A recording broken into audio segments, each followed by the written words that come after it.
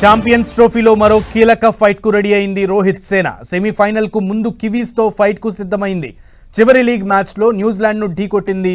ఇక ఈ మ్యాచ్ లో గెలిస్తే టీమిండియా గ్రూప్ లో అగ్రస్థానంలో నిలుస్తుంది. అప్పుడు గ్రూప్ బి లో రెండో స్థానంలో ఉన్న ఆస్ట్రేలియాతో తలపడాల్సి ఉంటుంది. భారత్ ఓడితే దక్షిణాఫ్రికాను ఢీకొనాల్సి ఉంటుంది. ఆస్ట్రేలియాతో పోలిస్తే సఫారీ జట్టు తేలికైన ప్రత్యర్థి కాబట్టి ఇవాళ భారత్ గెలిచి తీరాలన్న పరిస్థితి ఏమీ లేదు. అయితే టోర్నీలో స్పిన్ ఆడడంలో కొంత ఇబ్బంది పడ్డ భారత్ కివీస్పై ఈ లోపాన్ని సరిదిద్దుకోవాలనుకుంటోంది. బంగ్లాతో పోరులో స్పిన్నర్లు మెహదీ హసన్, రిషాద్పై ఎక్కువగా దృష్టి పెట్టిన భారత బ్యాటర్లు సాహసాలు చేయడానికి ప్రయత్నించలేదు. పాకిస్తాన్పై లెగ్ స్పిన్నర్ అబ్రార్ అహ్మద్ విషయంలోనూ అలాగే వ్యవహరించారు.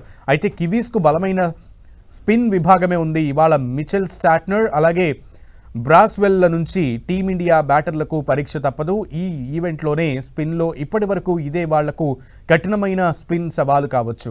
కివీస్ స్పిన్నర్లిద్దరూ మంచి ఫామ్లో ఉన్నారు. దుబాయ్లో క్షీణించిన పిచ్పై వాళ్లు మరింత ప్రభావం చూపవచ్చు.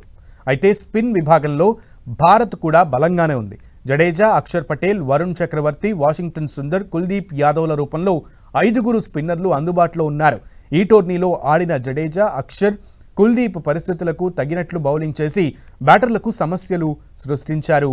మరీ అద్భుతంగా చేయకపోయినా స్వేచ్ఛగా పరుగులు చేయకుండా మధ్య ఓవర్లలో బ్యాటర్లను కట్టిపడేశారు.